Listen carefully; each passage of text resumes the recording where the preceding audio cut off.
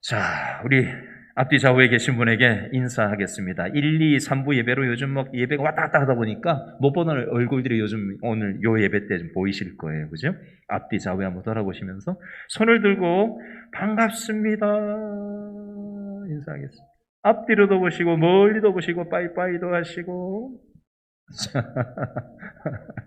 멀리서 오랜만에 이따 나갈 때도 그냥 인상 쓰고 나가지 말고 얼굴을 한번 보고 씩 웃어주고 가세요. 뭐 V를 하든지 하트를 하든지 빠이빠이를 하든지. 안 그래도 그냥 요즘 다 외롭고 힘든데 오랜만에 본 얼굴 그냥 쌩 하고 그냥 지나치지 마시고 제발 웃어주세요. 마스크 쓰고 있어서 그냥 화가 난 사람들 같아요. 아시겠죠? 그래서 다시 한번 연습을 하겠습니다. 연습을 해야 이따 또 잘하지. 자, 우리 옆 사람을 보시고 빵끝 웃어주세요. 하나, 옆 사람 보고 하나, 유치한 짓을 하겠습니다. 하나, 둘, 셋! 참 유치한 짓을 시키죠, 앞에서. 그러기나 말기나 저는 시킬 거예요. 여러분, 갑툭튀라는 말 들어보셨어요? 갑툭튀. 갑자기 툭 튀어나온다. 이걸 앞자만 따가지고 갑툭튀. 요즘 젊은 애들이 쓰는 말인데요. 갑자기 툭 튀어나온다. 갑툭튀. 한 달 전에 뉴스에 제가 보다 보니까 무슨 뉴스가 나왔냐면요. 요 천호대교 건너기 전에도 보면은 저 올림픽대로 88 올림픽대로가 쫙 다리마다 남쪽에 한강 남쪽에 쫙 지나가는 도로가 올림픽대로 88대로라 그러잖아요. 그죠? 자동차만 다니는 전용 도로고 한강다리 딱 천호대교 건너자마자 또 그 강변 따라서 북쪽으로 있는 쫙 있는 데가 강변북로라고 얘기하잖아요. 근데 한강다리 건너기 전에 이제 88 올림픽대로 자동차 전용 도로를 어떤 분이 9월 12일 날 운전을 해서 이렇게 가고 있는데 여의도를 지나가고 있는데 여의도 근처에 88 올림픽대로를 건너는데 갑자기 숲속에서 5, 60대 정도 된 그 등산복 차림에 부부로 보이는 남녀가 갑자기 차만 다니는 올림픽대로에 그냥 갑자기 확 뛰어서 지나간 거예요. 그래서 운전하다 보면 깜짝 놀래가지고 운전자가 그게 블랙박스에 찍힌 게 뉴스에 올라온 적이 있었어요. 갑자기 툭 튀어나와가지고 깜짝 놀랐다고 그랬어요. 저도 옛날에 운전하다가 사슴이 저만한 덩치의 사슴이 갑자기 그냥 툭 튀어나와가지고 제가 깜짝 놀랐던 게 있어요. 십몇 년 전에 그런 적이 아직도 잊지 못해요. 하도 놀래가지고.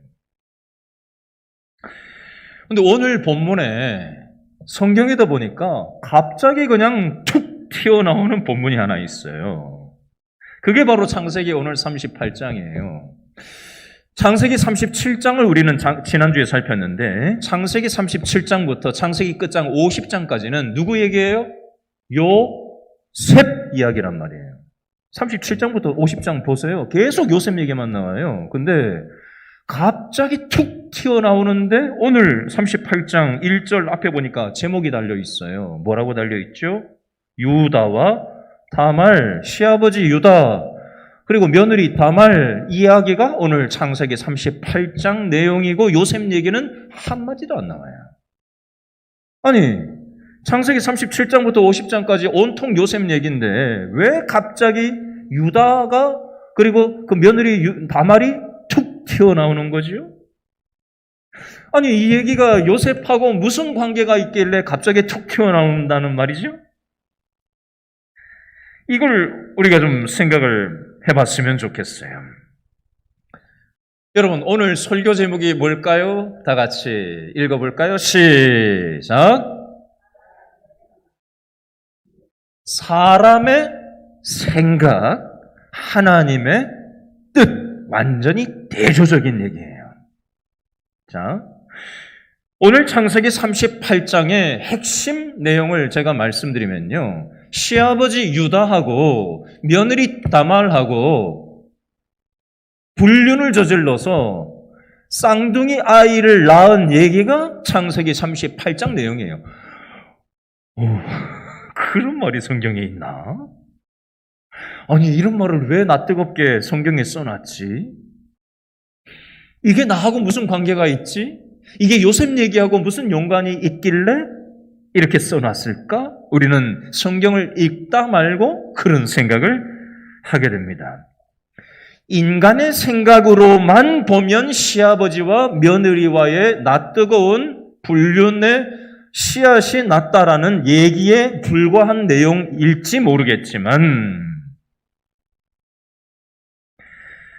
오늘 이 본문에는 갑자기 튀어들어온 요셉과 관련 없는 내용인 것 같지만 하나님의 뜻이 분명히 있다라는 이 생각을 가지시고 여러분들이 그 그림을 가지고 오늘 본문으로 들어오셔야 합니다.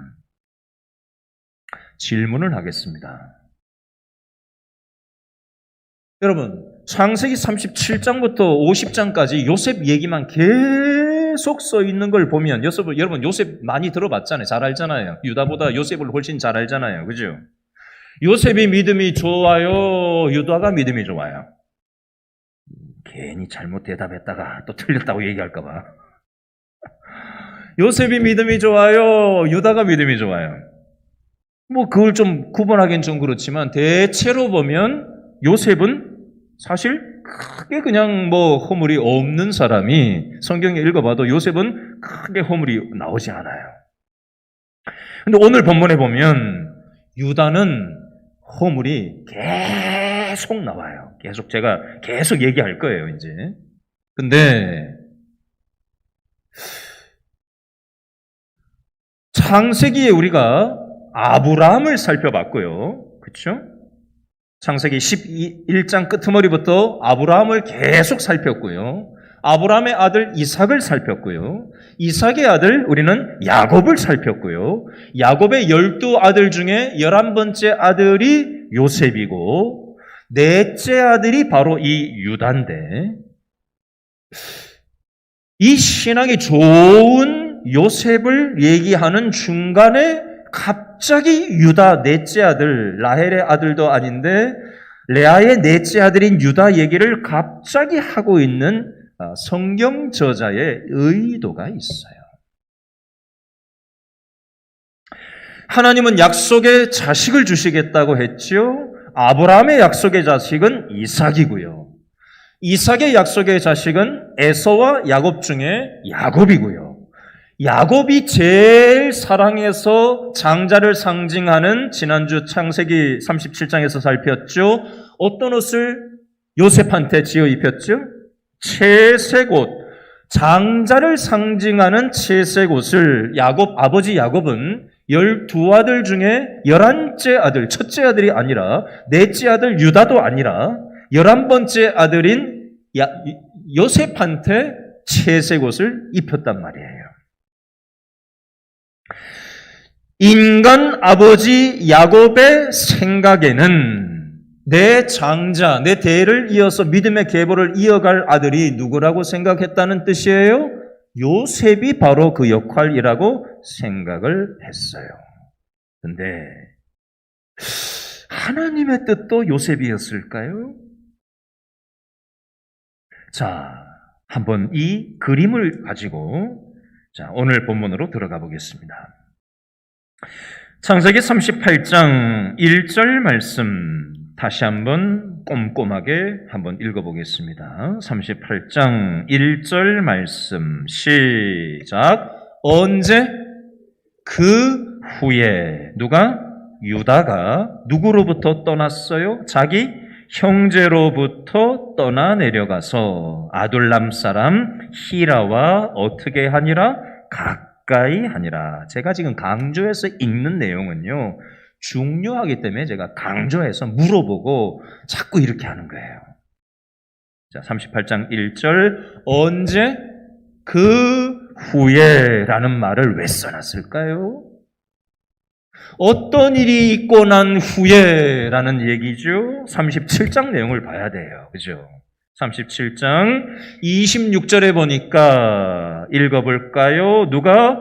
유다가 자기 형제에게 이르되 우리가 우리 동생 요셉을 죽이고 요셉의 피를 덮어둔들 무엇이 유익할까? 자, 그를 이스마엘 사람들 중동과 이집트 애굽을 오가는 국제무역 상인들한테 팔고 인신매매하고 요셉에게 우리 손을 대지 말자. 그는 요셉은 우리의 동생이요 우리의 혈육이니라 하매 그의 형제들이 청종하였더라. 넷째 유다가 나서서 나머지 형제들 10명, 9명한테 얘기를 하는 거예요.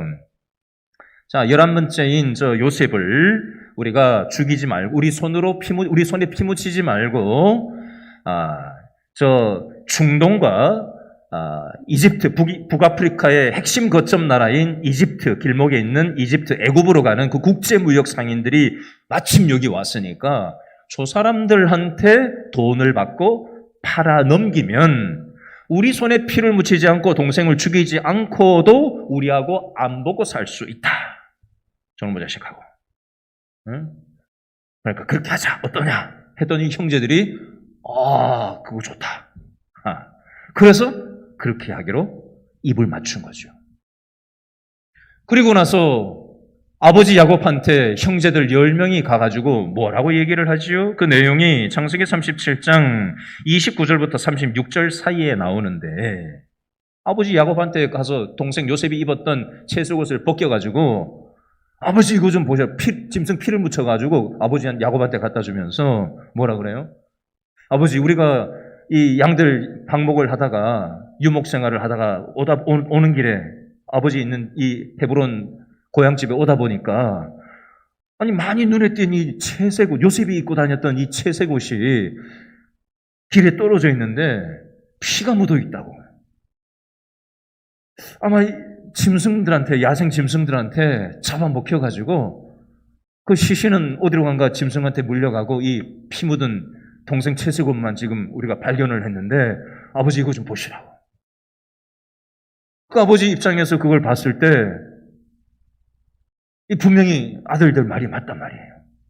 피가 묻어있는 채색옷을, 요셉 옷이 틀림없고 피가 묻어있으니 누가 봐도 아들 요셉이 짐승한테 붙들려 잡아먹히고 죽고는 시신은 어디로 갔는지도 못 찾고 피가 묻어있으니 12아들이 있는 이 야곱 아버지가 그 중에서도 제일 죽고 못 사는 그 아들 요셉이 죽었으니 이 아버지가 밥이 넘어갔겠어요?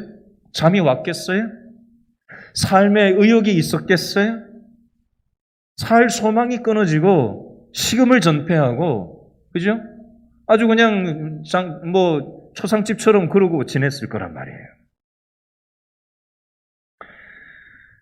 여러분, 사람이요, 무언가 잘못한 게 있으면 마음이 편해요, 불편하고 불안해요? 불편하고 불안하잖아요. 그치요? 뭘 하나 속여도, 작은 거 속여도 그런 마음이 있잖아요. 들킬까봐.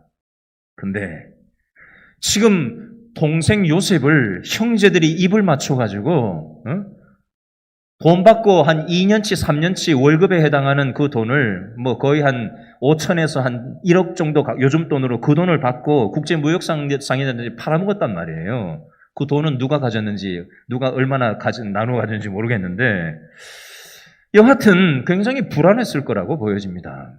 그리고 형제들 간에 집안 분위기가 너무 안 좋으니까 아버지가 그러고 이제 집안 분위기가 그러면 좀 그렇잖아요. 그죠? 이 형제들 관계도 이게 좀 그때 우리가 그렇게 하지 말았어야 되는데 유다 너 때문에 이렇게 됐다. 형 때문에 이렇게 됐다.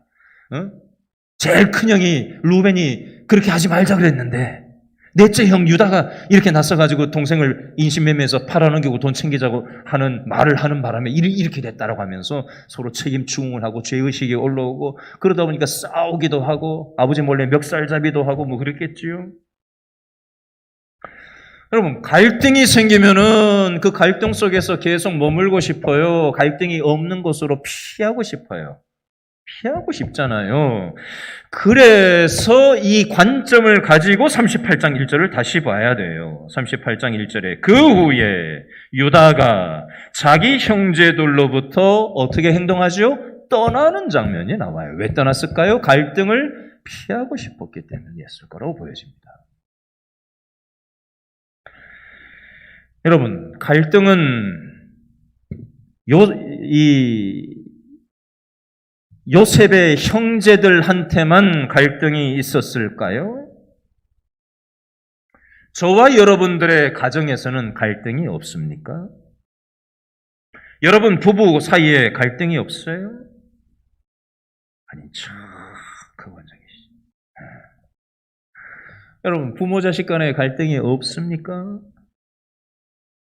아니죠.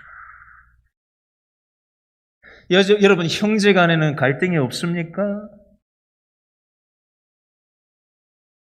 여러분, 직장에 갈등이 없습니까? 요즘 뉴스 보니까 직장 아직 확실하게 밝혀지진 않았지만 독근무를 지금 직장 동료들 먹게 했다라는 그런 뉴스가 지금 계속해서 지금 사람이 죽어나가고 그런 일도 나오고 별가지 지금 뉴스가 다 나오잖아요. 가족 간에, 직장에서 동료 간에, 심지어는 교회 공동체 안에서도 갈등이라는 게 있지 않아요? 그러면 그 갈등이 오면 우리는 어떻게 하고 싶죠? 이 유다처럼 떠나고 싶단 말이에요. 가정으로부터 떠나고 싶고, 부부관계로부터 분리되고 싶고, 부모 자식 간으로부터 분리되고 싶고, 형제 간에도 분리되고 싶고, 직장도 분리되고 싶고. 지난주에 어떤 뉴스를 봤더니, 프로그램을 봤더니 1년에 이직을 20번을 한 사람 이야기가 나와요.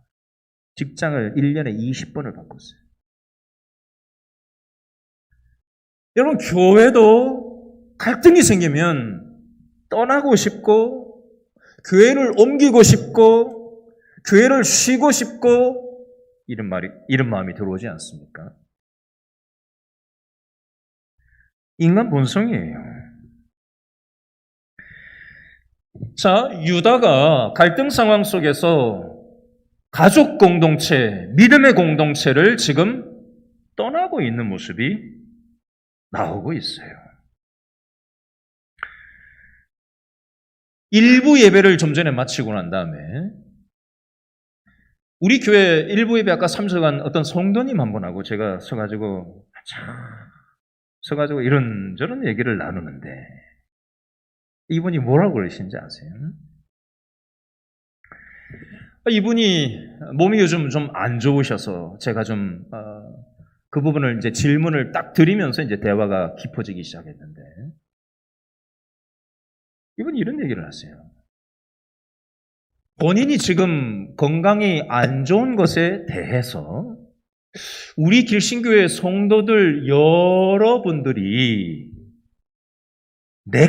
건강이 어려운 거는 내가 안 좋은 건데 내가 건강 안 좋은 것 때문에 우리 길신교회 자신을 가까이 하는 그 성도들 중에 여러분들이 입맛도 잃어버리고 같이 기도하면서 걱정해 주신다는 얘기를 저한테 하시더라고요. 그래서 제가 그랬어요. 우리 성도님이 참 믿음의 그런 귀한 공동체 친구들이 많이 있어서 참 감사하네요. 라고 제가 얘기를 딱 건넸더니 이분이 뭐라 그러는지 아세요? 요즘 우리 길신교회를 나오고 있지 않는 자신의 자식이 이 상황을 들여다보면서 최근에 이런 얘기를 하더래요. 엄마를 사랑하는 길신교회 사람들이 참 많은 것 같아요. 코로나가 끝나면 교회에 다시 나갈게요. 이 얘기를 하면서 우리 성도님이 눈물을 핑그르르 흘리시더라. 인간의 생각으로 자신의 삶의 상황을 보는 게 있고요. 그것을 통한 하나님의 뜻과 섭리가 개입이 되는 거예요. 이게 하나님이 일하시는 방식입니다. 그러면서 그분이 뭐라고 덧붙이시는지 아세요? 제가 건강이 이만한 게 감사합니다. 라는 얘기를 하시더라고요. 그럼 불평해야 될 거 아니에요? 나는 지금 건강이 이렇고 이것도 못하고 저것도 못하고 힘들고 어쩌고 이렇게 얘기를 해야 되는 게 일반적이지 않아요? 그게 인간의 생각이잖아요? 근데 이만한 게 감사합니다. 그래서 제가 그랬어요. 믿음으로 고백하시네요. 얼마 전에도 우리 성도님하고 내용은 다르지만 똑같이 얘기했던 분이 우리 교회에 또 다른 분이 계셨어요. 누가? 어떤 어려움을 당했는데 오히려 그걸 통해서 하나님의 뜻을 발견했다라는 얘기를 저한테 하셨던 적이 있었습니다. 라고 제가 조금 전에 그 얘기를 같이 서서 나누고 같이 기도를 잠깐 했어요.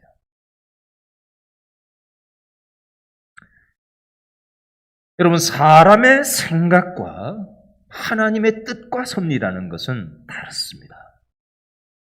우리는 우리 현재 삶의 현실 속에서 눈에 보이는 거 우리의 수준으로 생각하고 우리는 바라보는데 익숙한 사람들이지만 조금만 믿음의 관점으로 그 부분을 바라보면 그 똑같은 상황이 달리 보여요. 하나님의 뜻이 있고요. 하나님의 섭리가 있다라는 걸 우리는 붙잡을 줄 알아야 합니다.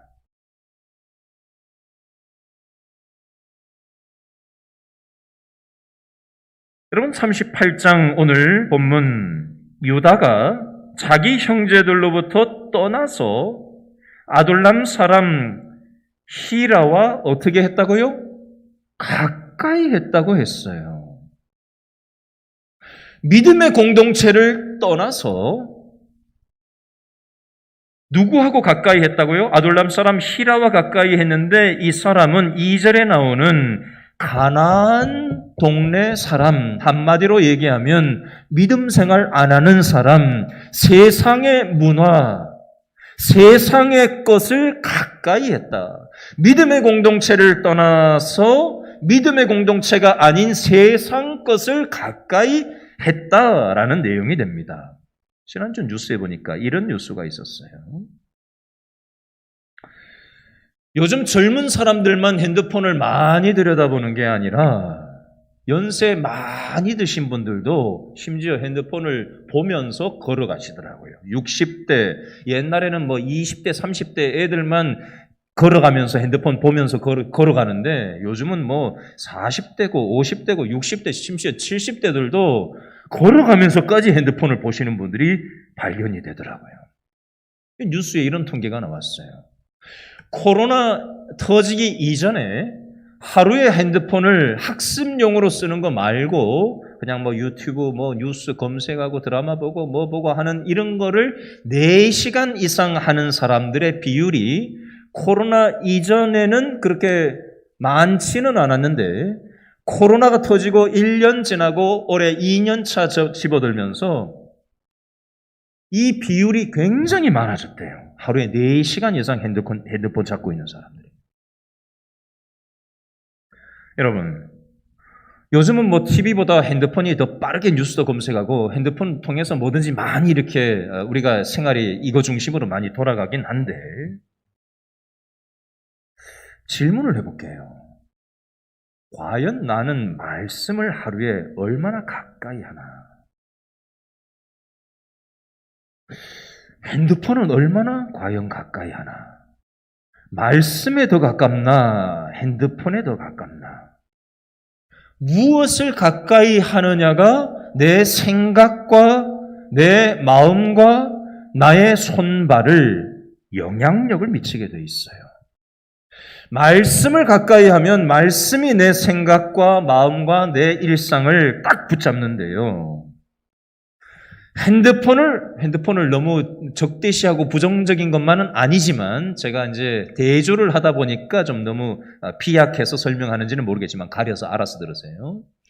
너무 핸드폰만이 아니라 세상적인 것들을 가까이 하면 말씀을 가까이 하고 기도 생활을 가까이 하고 구역 식구들하고 전도회 식구들하고 예배 생활을 가까이 해야 되는데 지금 코로나 1년, 2년 지나고 있잖아요.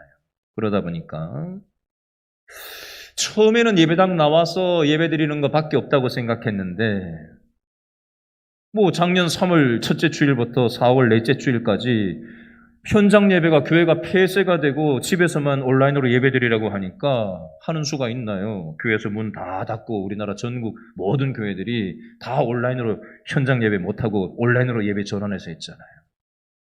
그때 우리 마음이 어땠어요? 저도 막 울컥하더라고요. 울컥하고 녹화 토요일 날 교육자들만 덩그러니 앉아가지고 녹화해놓고 주일날 그 시간에 저도 컴퓨터 앞에 앉아가지고 온라인으로 저희 식구하고 애들하고 다 같이 이렇게 예배 드리는데 마음이 울컥하더라고요. 야, 이게 뭔가. 근데 이것도 익숙해지다 보면요. 이거 편리하네. 교회까지 안 가도 되고. 응? 멀리 사는데 새벽 예배도 못 드렸는데 지금 새벽 예배 멀리서 사시는 분들도 온라인으로 새벽 예배 참여할 수 있거든요. 좋은 점도 물론 있어요. 근데 이제 현장 예배를 10%, 이제 이번 주일부터는 20%, 사실 20%면은 어지간한 분들은 1, 2부 예배에 나누어서 다 예배 참여, 현장 예배 참석할 수 있는 정도예요. 약간 부족하진 하지만 옛날에 우리가 코로나 이전에 참석하던 것과 한 3분의 2 정도는 충분히 앉을 수 있는 정도입니다. 3분의 2 이상. 한 80% 정도는 참석할 수 있는 정도예요. 이 정도 앉는 정도가.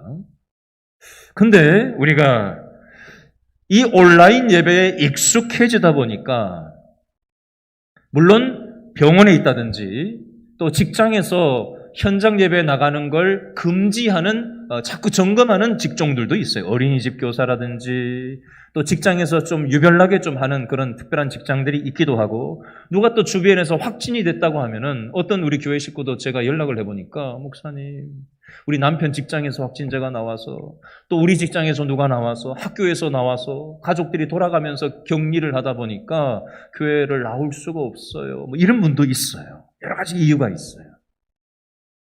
현장 예배 못 나오는 분들이 전부 다 잘못이라는 얘기를 하는 게 아니에요.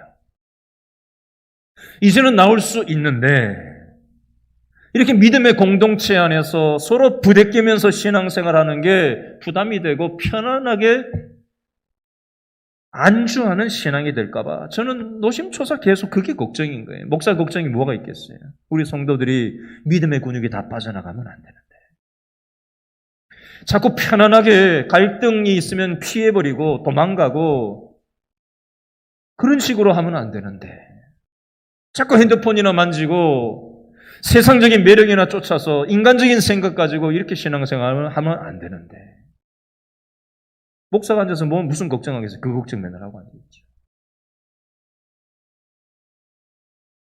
그러나 그런 틈바구니 속에서도 하나님의 뜻을 발견하시는 우리 교회 성도가 있고 하나님의 섭리는 여전히 쉬지 않고 우리의 삶 가운데 코로나 중에도 역사하고 계시더라는 겁니다. 또 다른 우리 교회 성도님이 저한테 얘기하셨어요. 목사님,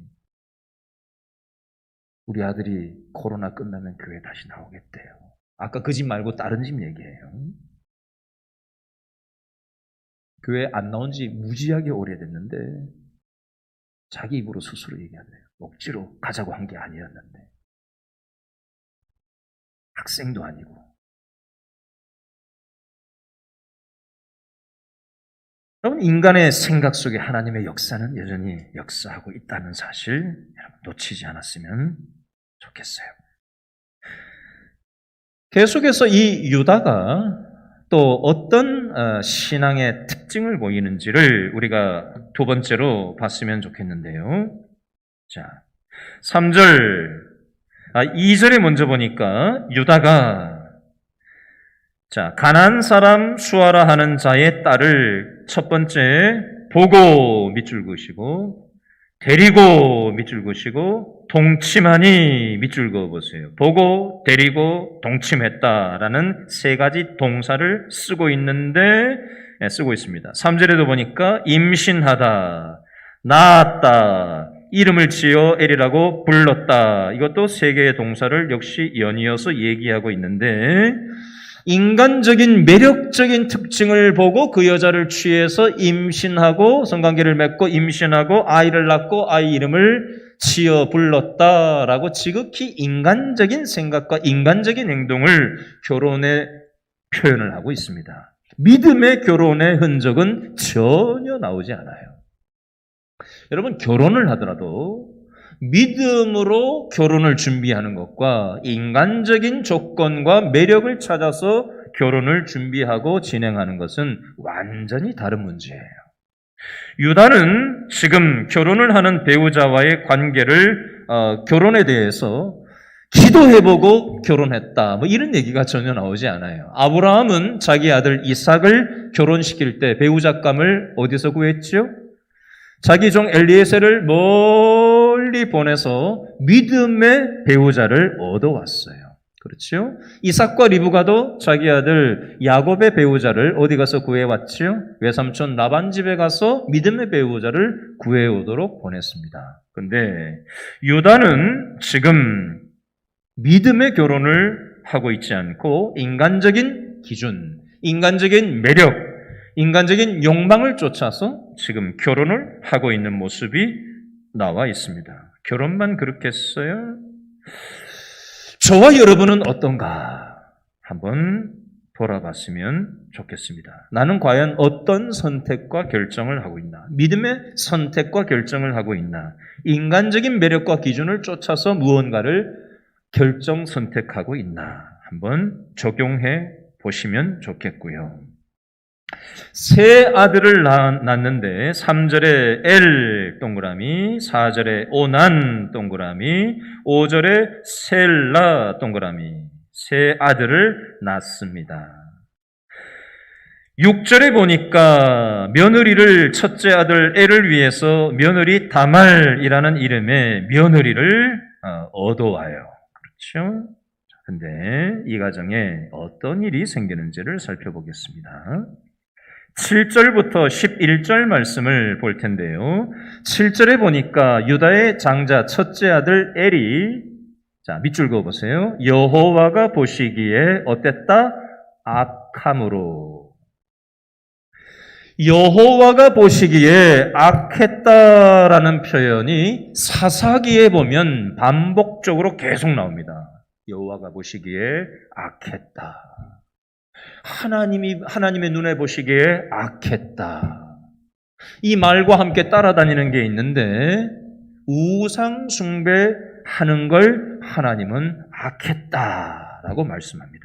오늘 본문 38장 7절에 유다의 첫째 장자 엘이 여호와 보시기에 악했다라는 표현 앞뒤 전후 문맥에는 우상 섬겼다 뭐 어쨌다 이런 표현은 한 개도 안 나와서 정확한 건 아무도 몰라요. 근데 정황상 어쨌든 하나님 중심으로 유다의 첫째 아들 엘이 살았다기보다는 이 가나안 세상의 매력에 빠져서 세상 기준에 빠져서 살았던 것으로 보여집니다. 근데 하나님께서 어떻게 하시느냐? 7절 둘째 줄에 보니까 여호와께서 그를 죽이셨다라고 되어 있습니다. 우리가 아는 하나님하고 참 다르죠? 사랑의 하나님인데 하나님께서 직접 다루셨는데 하나님이 칼을 쓰셨겠어요? 요즘 총을 썼겠어요? 의인화한 표현인데 어떤 방식이었는지는 모르겠지만 어쨌든 유다의 첫째 아들은 죽었어요. 그래서 둘째 아들을 8절에 보니까 오난을 아버지 유다가 네 형수하고 네가 결혼을 해서 형 대신에 죽은 형 대신에 네가 형의 대를 이을 씨를 만들어라 라고 하는 장면이 나오는데 현재 우리나라 기준에서는 어떻게 이런 일이 있지? 라고 생각을 하는데 우리나라 옛날 역사 고구려 시대나 우리나라 부여 시대에도 형수 취수제라는 제도가 고구려 시대, 우리나라 부여 시대에 있었어요. 형이 아이 못 낳고 죽으면 동생이 대신 형수하고 결혼을 해서 씨를 받는, 그래서 형의 씨를 계승하는 그런 제도가 우리나라 역사에도 다큐멘터리로 다 TV에서 다 방영을 해줬어요.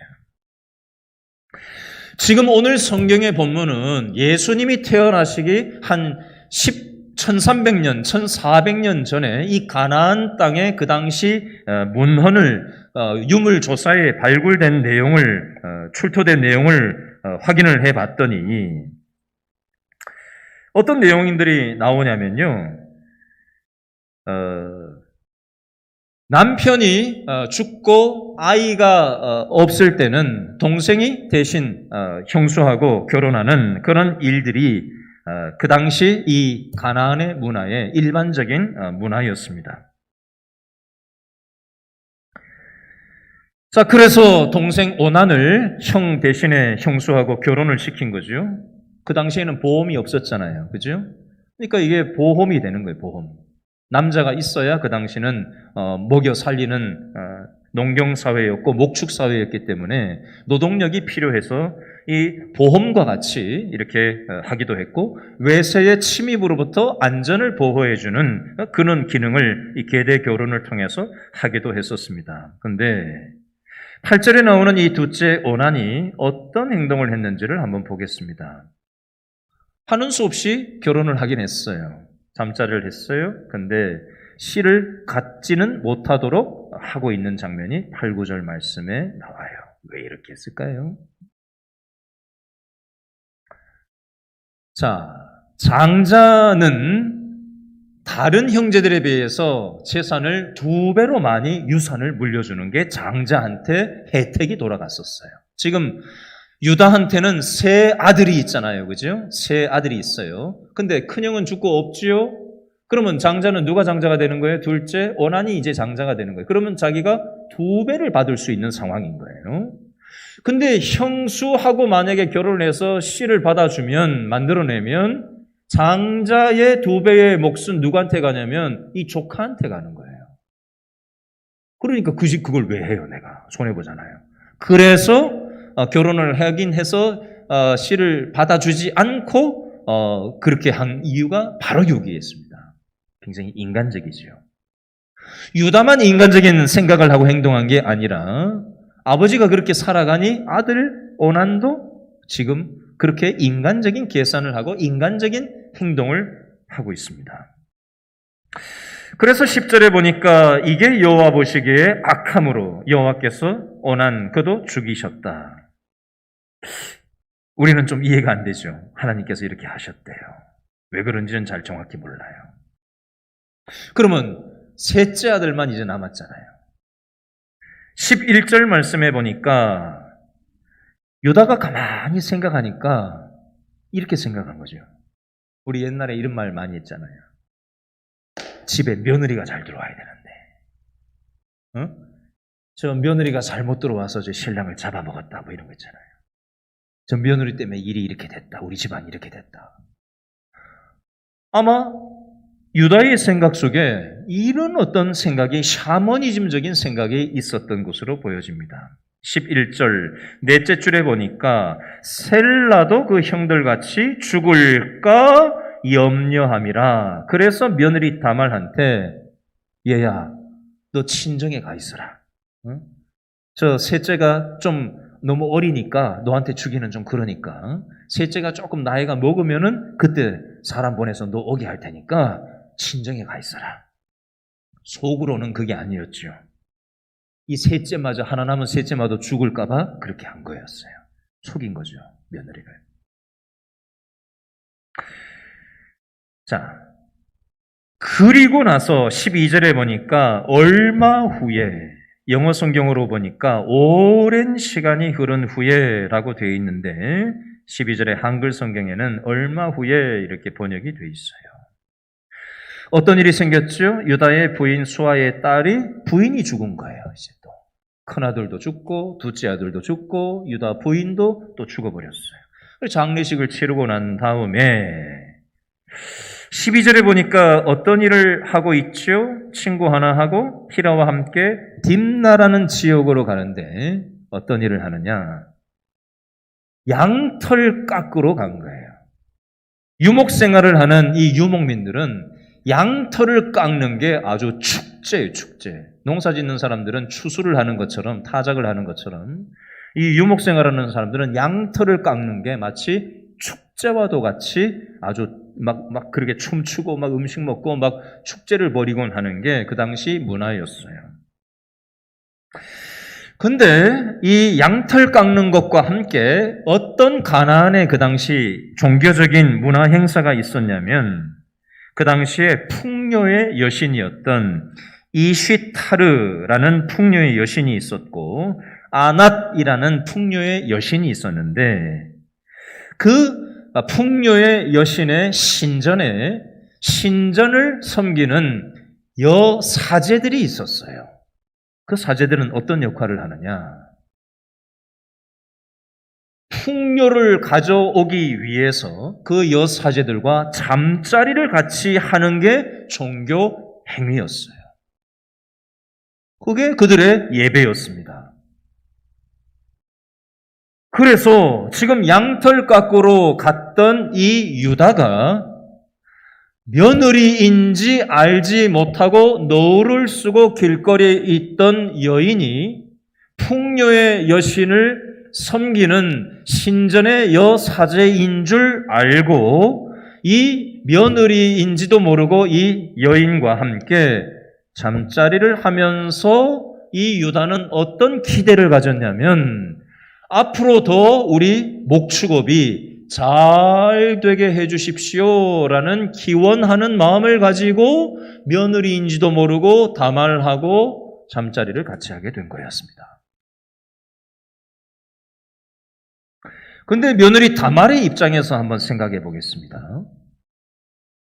첫째 아들하고 유다의 첫째 아들하고 결혼을 했죠. 근데 죽었어요. 둘째 아들하고 결혼했죠. 근데 또 아이 없이 죽었어요. 셋째 아들하고 결혼해야 되죠. 근데 시아버지 유다가 셋째 아들을 안 내놓고 친정에 가 있으라고 했는데 깜깜무소식인 거예요. 근데 어떤 사람이 시아버지가 양털 깎으러 왔다라는 얘기를 들으면서 며느리 다말이 노를 쓰고 신전의 사제처럼 가장을 한 채 길거리에 앉아 있었고 그것을 통해서 시아버지와 이제 잠자리를 하게 된 거예요.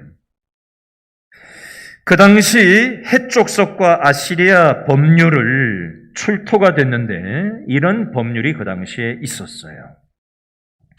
남편이 아이가 없는 상태에서 죽고 대개 결혼을 한 이 시동생도 죽어버리면 죽은 남편의 아버지인 시아버지가 며느리를 취할 것이며 이런 경우는 처벌하지 않는다. 이게 그 당시 아시리아와 헷족속, 예수님 태어나시기 한 1300년 전, 1400년 전, 오늘 성경의 본문의 배경이 되는 이 시대의 문화 법률 중에 하나였다는 거예요. 시아버지하고 아들이 죽고 그 동생도 죽어버리면 시아버지를 통해서라도 씨를 만들어낸다는 게 그 당시 법령이었다는 거예요. 친정아버지가 허용한다면. 모세 법률에 보면 대개 결혼의 범위를 죽은 사람들의 형제로만 제한하는 게 모세 법률인데 이 가나안의 법령에는 시아버지도 씨를 만들어낼 수 있다라는 게 법령이었어요. 이런 어떤 시대적인 문화도 우리가 알고 오늘 성경을 봐야 합니다. 시아버지가 셋째를 내놓지 않으니까 며느리가 양털 깎으러 온 이 시아버지한테 신전 사제를 가장해서 노를 쓰고 이런 어떤 문화적인 배경과 함께 맞물려서 시아버지와 잠자리를 하고 나중에 시아버지가 누군지 확인을 해봤을 때 자기 며느리라는 걸 확인하는 장면이 나와요. 그게 24절부터 26절 말씀 내용입니다. 그리고 시아버지와 며느리 다말로부터 나온 아이 이름이 쌍둥이인데 29절에 베레스, 30절에 세라라는 두 쌍둥이가 나오는데 29절에 이 베레스라는 이 아이를 통해서 그 대를 잇고 그 다음 때 내려가서 누가 태어날게요? 예수님이 바로 이 대에서 태어납니다. 여러분 놀랍지 않습니까?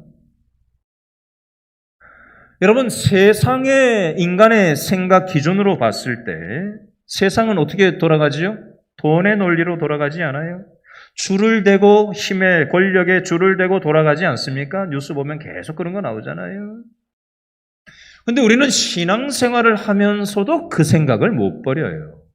내가 신앙생활을 이렇게 잘한다. 내가 저 사람보단 신앙생활 더 잘하지. 저 사람은 형편없어. 우리는 교회 안에서 성도들 간에도 나는 저 사람보다 신앙생활을 대단하게 잘하지.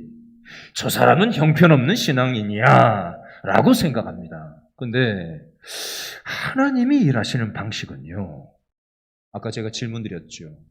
요셉 신앙 대단하게 잘했잖아요. 신앙생활.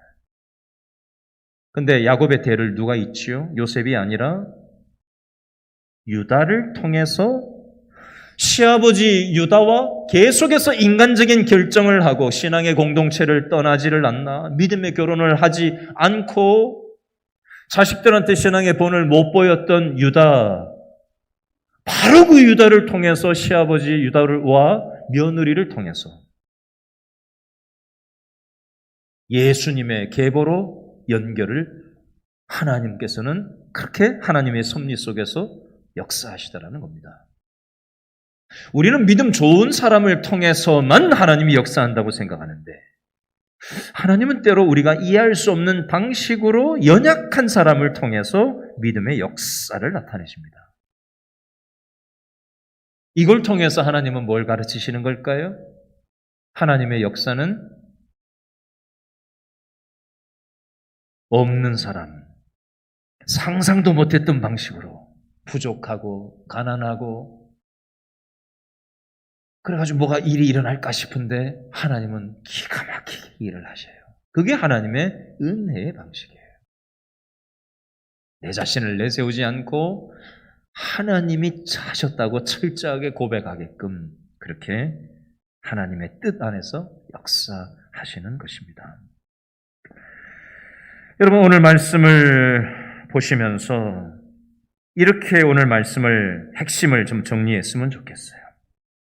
아브라함도 하나님의 약속을 깼고요. 이삭도 하나님의 약속을 스스로 깨버렸고요. 부인을 딴 남자들한테 다 줘버렸죠. 유다도 인간적으로 행동하고 있잖아요. 인간은 하나님의 약속을, 믿음의 꿈을 받기는 했지만 그걸 이룰 능력이 없는, 연약하기 짝이 없는 존재라는 걸 성경은 아브라함의 실패, 이삭의 실패, 야곱의 실패, 유다의 실패를 통해서 말씀하면서 우리가 상상하지도 못했던 그 하나님의 뜻을 하나님은 우리의 일상 가운데 펼치고 계신 것입니다. 이 사실을 기억하시고 우리 자신의 모습을 돌아보는 저와 여러분 될 수 있기를 바랍니다. 기도하겠습니다.